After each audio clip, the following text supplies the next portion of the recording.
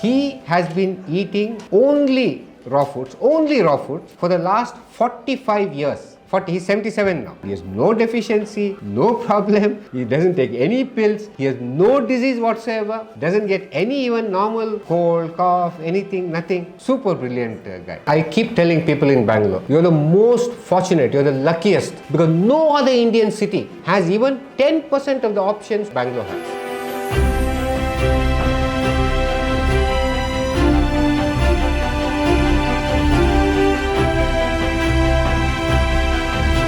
I was at Chennai.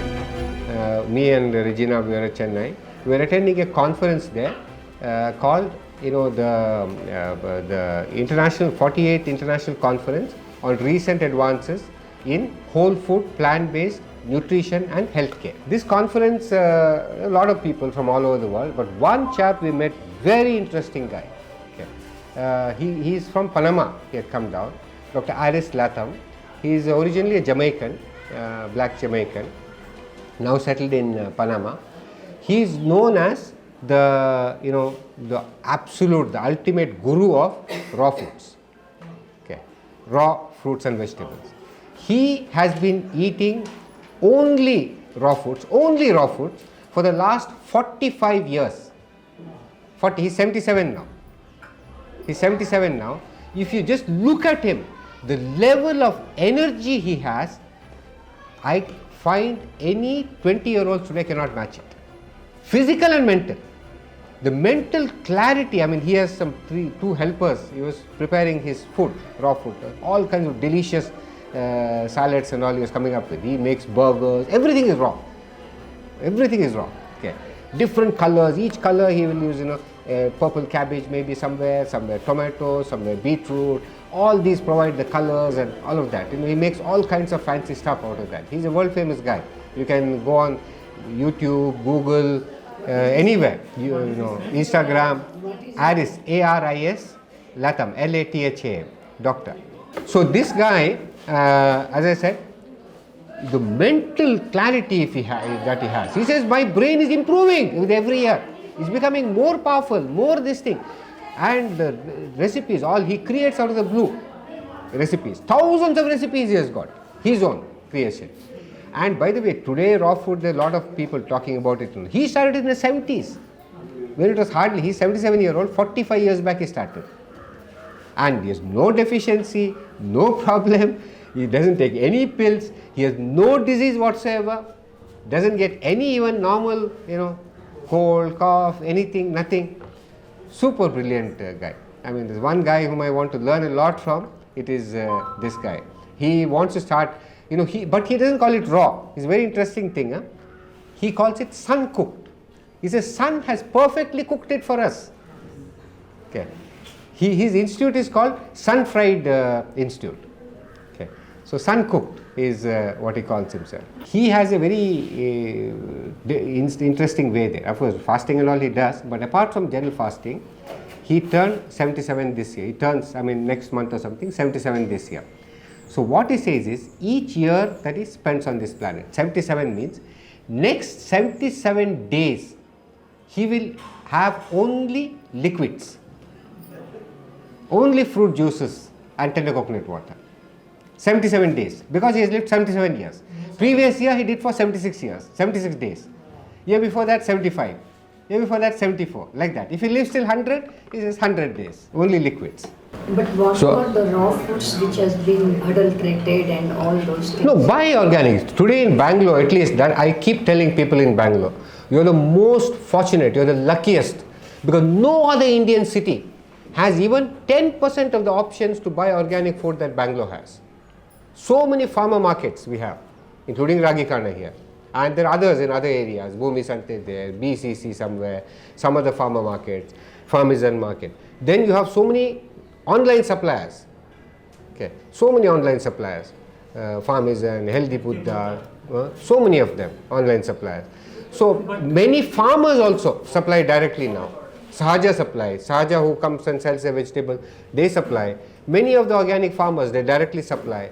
So Bangalore has plenty of options. No reason to say that we can't get organic produce. good organic produce. But as you said, 90% of the soil is contaminated. So Yeah, see, there are certain things which are beyond your control. Don't worry about them.